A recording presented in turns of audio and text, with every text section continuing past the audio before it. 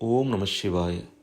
தெய்வத்தின் குரல் முதல் பகுதி, மகான்களுக்கு அருளிய மகாலட்சுமி என்ற தலைப்பில் மகா பெரியவா அருளிய உரையின் தொடர்ச்சி. அது மாலிகாப்பூரின் தட்சிண தேசப்படை எடுப்பை ஒட்டிய காலம். துருக்கனான மாலிகாப்பூர் ராமேஸ்வரம் வரையில் போய் ஹதாஹதம் செய்திருந்தான். முக்கியமாக நம் பிரசித்தி பெற்ற ஆலயங்களையெல்லாம் முக்கியமாக பண்ணினான். நம் தர்மங்களை அழித்தான். அந்த சமயத்தில் அதை எதிர்த்து நிற்க நல்ல திரவிய வசதியுள்ள இந்து சாம்ராஜ்யம் எதுவும் இல்லை. இப்போது வித்யாரண்யர் இந்த மகா பெரிய பரம புண்ணியமான காரியத்தை நினைத்தார். இத்தனை நிதி கொட்டி கிடைக்கிறது. அம்பாள் அனுகிரகத்தால் ஒரு ராஜ்ய பரிபாலனத்துக்கு உதவி பண்ணும் அளவுக்கு நமக்கு புத்தி தட்சிணமும் இருக்கிறது. இந்த செல்வ பலம், நம் அறிவு பலம் இரண்டையும் கொண்டு ஒரு ஹிந்து சாம்ராஜ்யத்தை மேலோங்கி வருமாறு ஸ்தாபனம் பண்ணுவோம் என்று தீர்மானித்தார். அவருடைய சொந்த நஷ்டம் சனாதன ஹிந்து தர்மத்துக்கே பெரிய லாபமாக பரிணமித்தது. வித்யாரண்யர் சகல சாஸ்திரமும் அறிந்தவர். அவற்றில் சகுன சாஸ்திரம் ஒன்று. அதனால் பெரிய சனாதன தர்ம சாம்ராஜ்யம் அமைக்க அப்போதே உரிய சமயம் வந்துவிட்டது என்று தெரிந்து கொண்டார். இன்ன இடத்தில் இன்னாரை கொண்டு அதை ஸ்தாபிக்க வேண்டும் என்றும் அவருக்கு புரிந்தது. அதன்படி அங்கே ஆடு மேய்க்கிற இரு குறும்பர்களை பார்த்து இவர்களே புதிய ராஜ்யத்தில் அரசாள வேண்டியவர்கள் என்று தீர்மானித்து கொண்டார்.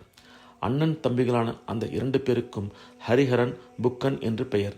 அந்த துங்கபத்ரி பிரதேசத்திலேயே ஓரிடத்தில் ராஜதானியை ஸ்தாபித்து அந்த 2 பேரையும் அங்கே ராஜாக்களாக பட்டாபிஷேகம் செய்து வைத்தார்.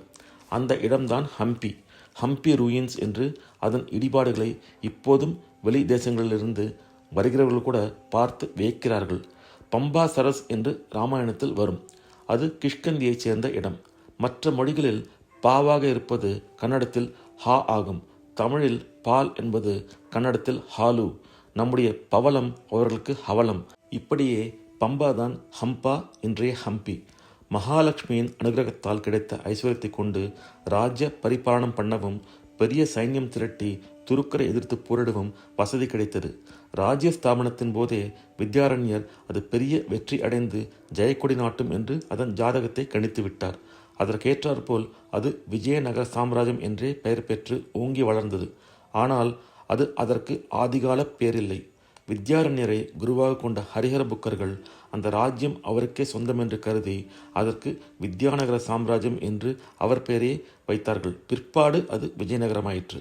தற்போது விசாகப்பட்டினத்துக்கு பக்கத்தில் ஒரு விஜயநகரம் இருக்கிறது.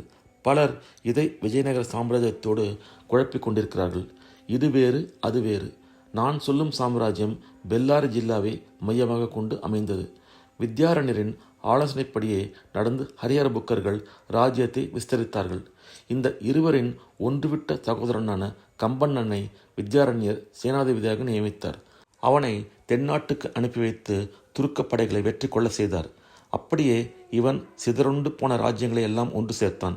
கம்பண்ண உடையார் என்று அவனை சொல்வார்கள். இந்த உடையார் பட்டம் மைசூர் ராஜாக்களுக்கும் உண்டாயிற்று. வித்யாரண்யரின் ஆசீர்வாத பலத்தால் கம்பண்ண உடையார் ராமேஸ்வரம் வரைக்கும் திக்விஜயம் செய்திருக்கிறார். வழியில் தில்லி சுல்தானின் பிரதிநிதிகளோடு 5-6 யுத்தங்கள் செய்து ஜெயசாலியாக ஆனார். மதுரையில்தான் பெரிய யுத்தம் நடந்தது. மதுரை நகர தேவதையே கம்பண்ணனுக்கு பிரத்யட்சமாகி ஒரு வாளை அனுகிரகித்தது. அவருக்கு அத்தனை உபாசனா பலம். அதன் விசேஷத்தால் தான் மாலிகாப்பூர் முதலானோர் செய்திருந்த நாசத்தையெல்லாம் அவர் தவிடு பொடியாக்கி நம்முடைய கோயில்களை மறுபடி புதுப்பித்தார். ஹிந்து சமூகத்துக்கு புதிய உற்சாகத்தை தந்து வைதிக சம்பிரதாயத்துக்கு புனர்ஜீவனம் தந்தார். ஓம் நம சிவாய. இந்த அருள் உரையின் தொடர்ச்சியை அடுத்த பதிவில் பார்ப்போம். ஓம் நம சிவாய. ஹரஹர சங்கர, ஜெய ஜெயசங்கர, காஞ்சி சங்கர, காமகோட்டி சங்கர.